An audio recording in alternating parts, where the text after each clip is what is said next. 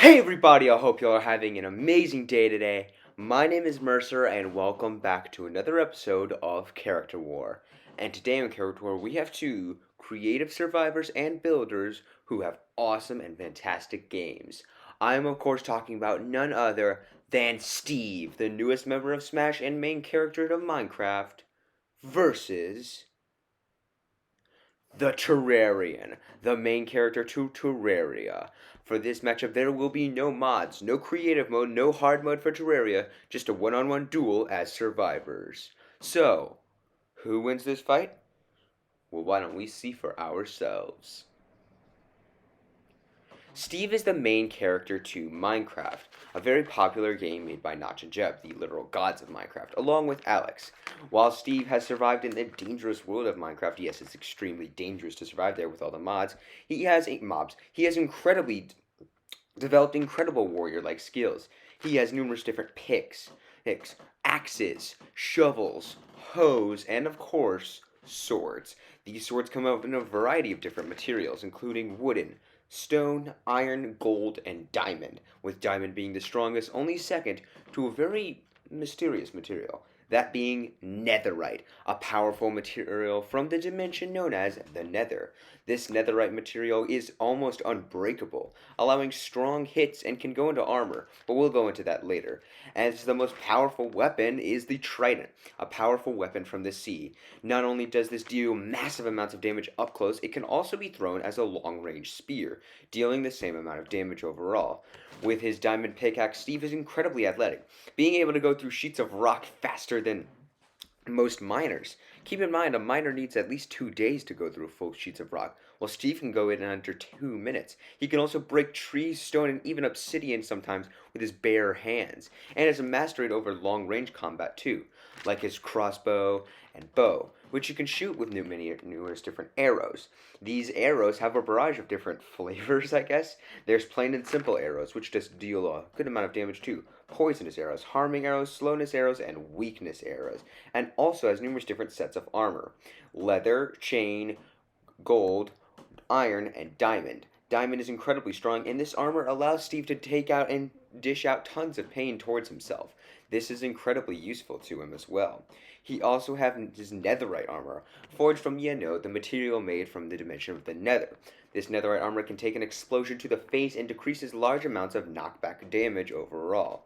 So, with all this and more netherite armor is also nearly unbreakable, allowing Steve to take an explosion to the face from a creeper with basically nothing to happen. And he's basically like a one-man army with all these up-close and long-range tactics, crossbows and bows included. He also has shields, which when squatted can block out many attacks, and numerous different potions. In normal potion form, he has invisibility, which requires armor off to be fully invisible. Fire immunity, water breath, night vision, and healing and fire resistance potions. He also has splash potions, which have poison, harming, slowness, weakness, and can deal tons of damage upon end, which he learned from fighting different witches. That's right, witches. He also has enchants, powerful enchantments that are forged from enchantment tables with enchantment books and lapis. This enchantment can affect numerous different up-close weapons, as well as affecting numerous different sets of armor. For up-close weapons and sword, he has sharpness, which increases damage, knockback, which increases knockback, fire aspect, which can ignite the enemy in flames with a single hit, unbreaking, which allows the sword or, axe, or different, to basically be unbreakable, and of course, thorns. This ability allows the weapon to deal tons more damage as well. He also has numerous different picks. These picks can have this sharpness as well, I'm sorry about that, unbreaking, which prove that they can go through numerous different sheets of stone without breaking, as well as one of the most powerful materials, obsidian, only second to bedrock, which cannot be mined in the game, at least not in survival. But also, he has numerous different enchants for armor. These armor enchants include fire protection, or protection from fire.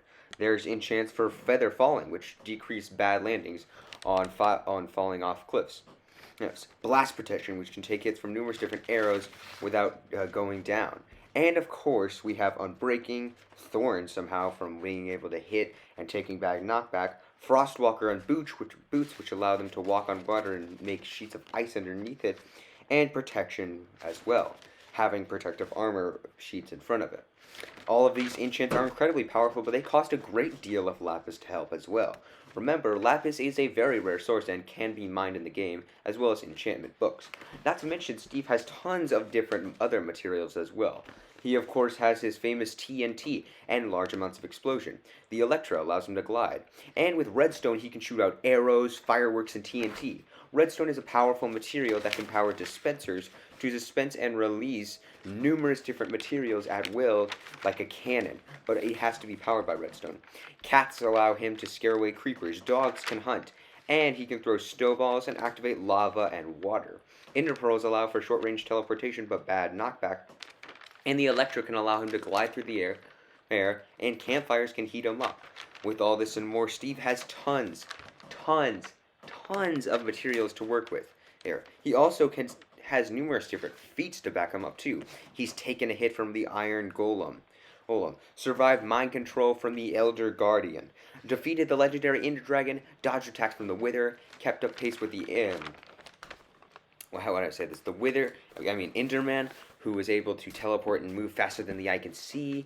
He's able to get into Smash Bros. He's able to keep an explosion to the face from a creeper. He's able to outsmart wandering traders and merchants. He's able to run incredibly fast. And he's, not to mention in base form, he's strong enough to break through wood and stone and obsidian with enough time with his bare hands. Steve is incredibly athletic and is no pushover. This is one reason why Minecraft is so famous. The Terrarian is the main character to the world of Terraria. Terraria, being one of the most dangerous video game worlds ever, has plenty of access to weapons to choose from, and the Terrarian, despite having a mediocre look, is one of the greatest warriors in the land, fighting off slime, zombies, and even bigger bosses like the Eye of Cthulhu, the Wall of Flesh, Skeletron, and even the legendary Moonlord. And by starting off with wooden weapons, the Terrarian goes into a barrage of different legendary weapons too. Numerous different swords, scythes, wings, rocket boots, bombs, grappling hooks, guns, including miniguns, and we'll go into that later. But right now, let's talk about some of the best guns in the game. There is the famous coin gun. Just weapons in the game. The coin gun, which can deal tons of damage per shot. The Mega Shark can release numerous different energy beams out of its mouth, being a shark. The Enchanted Sword can shoot out energy beams. The Zenith is a powerful sword with amazing knockback. The Yo-Yo can keep enemies at distances. The Magic Wand can control and manipulate energy beams. And he has numerous different sniper rifles, miniguns, a Mage Wand, which allows him to control and manipulate energy, creating shields and shooting out energy. Fire Gauntlet and Fire Whip, which can manipulate fire as well, and magical spell books, which allow him to heal and build energy shields and of course shoot out energy waves. He's got armor too, like the Valhalla Knight, the Solar Flare, and the Nebula Armor, which can aspect fire, fly, and even take a hit from magical weapons. Speaking of magic, they also have numerous different potions, including fire resistance, healing, invisibility, elemental resistances, water breath, and a mana increase. Mana is a reliable source in Terraria that can power numerous different magical weapons. It's a lot like chakra from Naruto. It relies on the person's energy. And some mana can even power armor, like the Stardust Armor, which can increase mana power. Not to mention the Valhalla Knight, which has regeneration and powerful attacks. This mana can power numerous different energy weapons as well, including numerous different laser guns, energy swords, scythes, as well as the Nebula Armor, which can shoot out and manipulate energy at will, as well as having the ability to emit powerful magical attacks and decrease magical resistances. And the Magic Wand can manipulate and control mana energy at will. However, he can run out of mana, in which he could resort to physical attacks like miniguns and snipers, which are just powered by the ammunition needed. However, there is plenty more to work with, as he does have tons more resources like bombs, a grappling hook, wings, rocket boots, numerous different materials to work with, including the ability to build walls, and has tons of different feats. He's survived in a dungeon before, and has beaten skeletons that look like Sans and Papyrus from Undertale.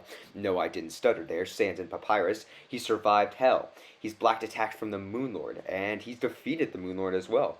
Survived a dungeon with base weapons. He's dodged natural lightning, taken a hit from the legendary Skeletron, blocked attacks from Skeletron, could keep up with the Eye of Cthulhu, defeated hordes of goblins and zombies, and fought and defeated the Wall of Flesh, a literal giant wall with numerous different eyes and mouths at will. Not to mention, he can move so fast he can dodge lightning, which I've already said in my Sora vs. Shulk video that can move faster than natural light. This is crazy. Not to mention, he's defeated and even outclassed the legendary Moonlord, who's already proven to be moon level. That's right, I did not stutter there. The Terrarian has numerous different powerful weapons, and has tons of different magical resistances. He's so incredibly powerful that one of the most powerful materials in our modern Earth, diamonds, is nothing to him. So, who wins this fight? Well, according to my research, Steve does have numerous different advantages. Yes, he's far better in base form, being far more athletic than the Terrarian. Not to mention, he's far stronger. But when it comes down to it, the Terrarian does not stutter when using magical weapons. You see, Steve's best weapon was his enchanted trident, which could amplify the same enchants as a sword, having fire aspect, knockback, and sharpness. Now, this is impressive, but the Terrarian's best weapon is, well, the coin gun, which not only allows for long-range attacks. Yes, the Terrarian was way better in terms of long-range attacks. These attacks definitely had an edge in this fight, as well as being able to just outclass Steve in every way. Now, this was interesting to me. You see, the Terrarian does not actually, how to say this? Terrarian does not actually have any pure athletic prowess aside from being able to take on zombies, and mostly requires a weapon, a lot like Link from Legends of Zelda. Now, this is impressive, but the Terrarian has also survived tons more. Now, caves in Minecraft are far narrow. They don't have many mobs and don't have many powerful enemies. It's mostly zombies and skeletons. And while Steve can move so fast he can dodge arrows, the Terrarian can move so fast he can dodge lightning. And he doesn't even need armor for this feat. He can manipulate lightning at will as well, using numerous different elemental armors. Not to mention the ability to manipulate elemental attacks like lightning, fire, water, ice, and the best thing that Steve can do with long-range attacks is just his arrows, which can manipulate poison. But not to mention, the Terrarian has developed poison immunity through concentrating his mana in different sets of armor. These are so great that he can survive even magical prowess attacks from skeletons in dungeons that I said look like Sans and Papyrus from Undertale. Now, this is also great. But you could be asking me, oh, but you said the Terrarian was better at long range, but that means Steve can go up close as he's, used to doing that. To which I reply, no. You see, the best weapon in Minecraft is the enchanted trident. This enchanted trident allows and deals at least 8 to 9 or 8.5 damage, while the best gun into close range weapon in Terraria being the one of the enchanted swords can have powerful knockback up to, let's say, 80 to 70 damage.